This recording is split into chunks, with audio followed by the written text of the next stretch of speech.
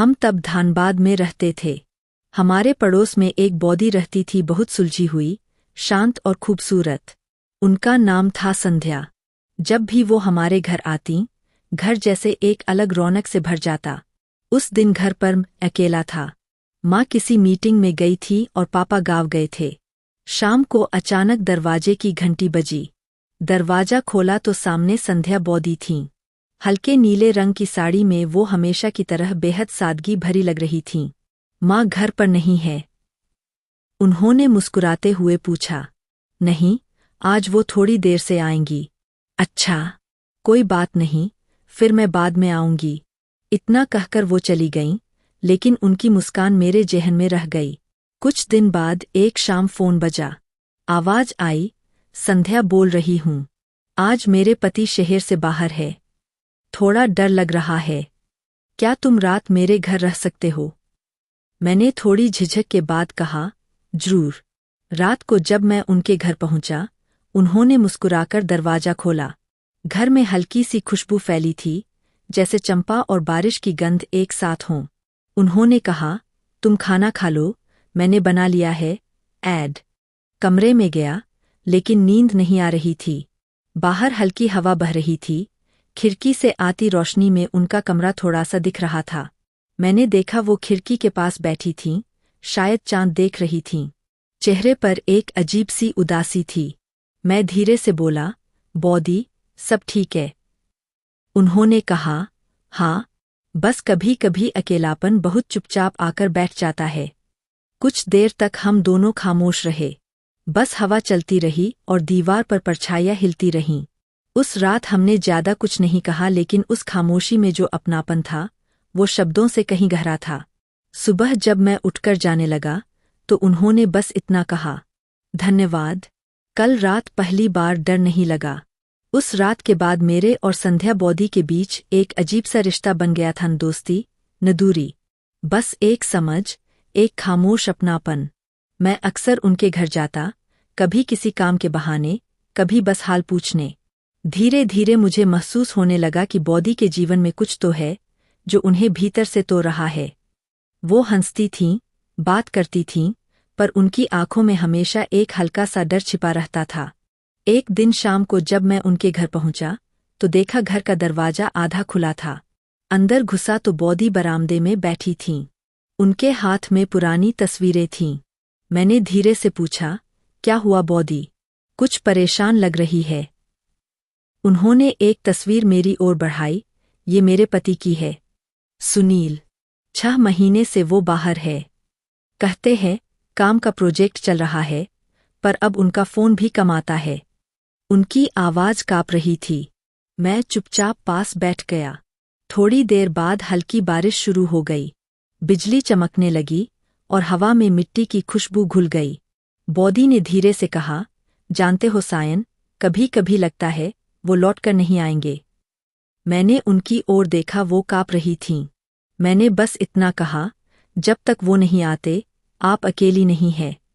मैं हूं। बाहर बारिश तेज हो चुकी थी। बॉदी ने धीरे से मुस्कुराकर कहा, तुम्हारा होना ही शायद मेरी हिम्मत है। उनके चेहरे पर पहली बार सुकून की झलक थी। उस रात हम दोनों बरामदे में बैठे बारिश देखते रहे, बिना कुछ कहे, बस महसूस करते रहे। हवा, बारिश और उस पल की नमी को। शायद यही प्यार की शुरुआत थी।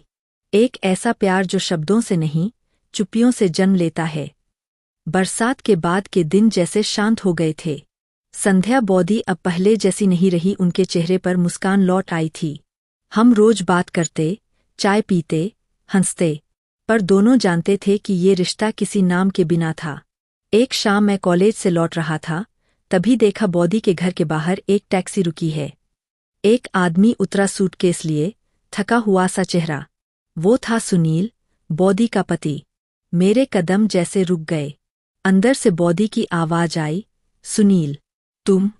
अचानक उसने कहा, काम जल्दी खत्म हो गया। सोचा सरप्राइज दूं, लेकिन उसके चेहरे पर वो गर्मजोशी नहीं थी, जो किसी पति की वापसी पर होनी चाहिए। अगले कुछ दिनों में माहौल बदल गया। बॉदी कम बोलने लगीं। वो डर सी जातीं, जैसे किसी बात को छिपा रही हों। एक दिन उन्होंने मुझे बुलाया, सायन, तुम मुझसे वादा करोगे, अगर कभी मुझे कुछ हो जाए तो तुम पीछे मुड़कर देखोगे नहीं। मैं हकबका गया, बॉदी, ये कैसी बातें कर रही हो? उन्होंने बस हल्के से कहा, कुछ बातें शब्दों से नहीं, किस्मत से तय होती है। कुछ दिन बाद खबर मिली सुनील किसी अजीब दुर्घटना में घायल हो गया था। बॉदी अस्पताल भागीं। मैं भी गया। वो आईसीयू के बाहर बैठी थीं, आंखों में आंसू नहीं, बस सन्नाटा था।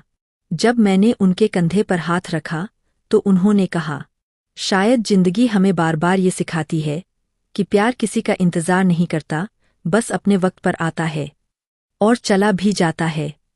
उस रात बॉदी चुपचाप खिड़की के पास बैठीं रहीं।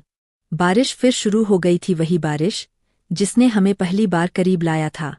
बस फर्क इतना था कि इस बार वो बारिश अलविदा कह रही थी। अस्पताल की रात अब भी मेरी आंखों में थी। सुनील कोमा में था और संध्या बॉदी उसकी देखभाल में लगी थीं। लेकिन कुछ अजीब था डॉक्टरों की बातों में और बॉदी की निगाहों में भी। एक दिन मैंने अस्पताल के बाहर एक आदमी को देखा। वो बॉदी को देखकर जल्दी से मुड़ा और भीड़ में गुम हो गया। जब मैंने पूछा, बॉदी, ये कौन था? उन्होंने कहा, कोई नहीं, शायद कोई पुराना जानने वाला। लेकिन उनकी आवाज कांप गई थी। कुछ दिन बाद मुझे बॉदी के घर से फोन आया। आवाज थी बॉदी की, पर फुसफुसाहट भरी। सायन, प्लीज आ जाओ, मुझे डर लग रहा है। मैं भागता हुआ पहुंचा। घर के दरवाजे पर पुलिस खड़ी थी। सुनील की मौत हो चुकी थी। बॉदी की आंखें सूनी थीं। उन्होंने बस इतना कहा, वो दुर्घटना नहीं थी, सायन, किसी ने उसे मारा है। मैं सन्न रह गया। बॉदी ने धीरे से कहा, सुनील कुछ गलत लोगों के साथ जुड़ गया था। पैसे और ताकत के चक्कर में उसने कुछ ऐसे राज जान लिए जो उसे नहीं पता होने चाहिए थे। उन्होंने मुझे एक पुराना पेनड्राइव दिया। इसमें वो सब है जो उसने रिकॉर्ड किया था। अगर मुझे कुछ हो जाए तो इसे पुलिस को देना। बाहर बारिश फिर शुरू हो चुकी थी। धीरे धीरे, लेकिन उस बारिश में इस बार खून की बूंदों की बू आ रही थी। उस रात जब मैं घर पहुंचा तो खिड़की पर दस्तक हुई। मैंने देखा, कोई खड़ा था, काली रेनकोट में। उसकी आंखों में वही डर था जो मैंने बॉदी की आंखों में देखा था। और तभी मुझे एहसास हुआ, कहानी अब प्यार की नहीं, सच्चाई की लड़ाई की है। रात की वो दस्तक जैसे अब भी मेरे कानों में गूंज रही थी। काली रेनकोट में खड़ा वो शख्स पल भर के लिए रुका, फिर अंधेरे में गायब हो गया। मैं समझ गया अब मामला सिर्फ बॉदी या सुनील का नहीं रहा, कोई बड़ा खेल चल रहा है। सुबह होते ही मैंने पेनड्राइव खोला। उसमें वीडियो फाइलें थी। सुनील किसी मीटिंग में छिपकर रिकॉर्डिंग कर रहा था।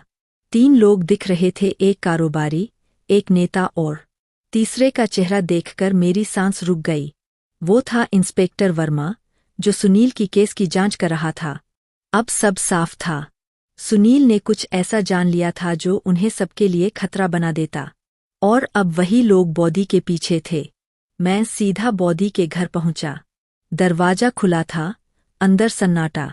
टेबल पर एक चिट्ठी रखी थी, सायन, अगर तुम ये पढ़ रहे हो तो शायद मैं बहुत दूर जा चुकी हूँ। सुनील की मौत व्यर्थ नहीं जाएगी। पेनड्राइव अब तुम्हारे पास है, सच को सामने लाना। मैं भागा पुलिस स्टेशन। वहां इंस्पेक्टर वर्मा खड़ा था, वही मुस्कान लिए। क्या बात है, सायन, इतनी जल्दी?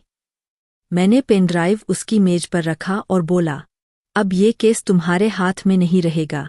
दरवाजे पर मीडिया के कैमरे और एक अन्य वरिष्ठ अधिकारी खड़े थे। वर्मा का चेहरा सफेद पड़ गया। फाइलें और वीडियो सबके सामने आए। घोटाला, रिश्वत, हत्या, सबका सच बाहर था। वर्मा गिरफ्तार हुआ, लेकिन संध्या बॉदी, वो सच में कहाँ चली गईं, कोई नहीं जानता था।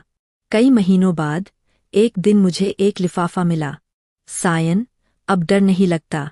किसी समंदर के पास एक छोटी सी जगह मिली है, जहां शांति है। तुम्हारे साहस के लिए धन्यवाद, संध्या। मैंने चिट्ठी को बंद किया और आसमान की ओर देखा। बादलों के पीछे से हल्की धूप झांक रही थी। धानबाद की वो शाम, वो बारिश और वो खामोशी, सब यादों में एक कहानी बन चुकी थी। एक ऐसी कहानी जहाँ प्यार ने डर को हराया और सच ने अंधेरे को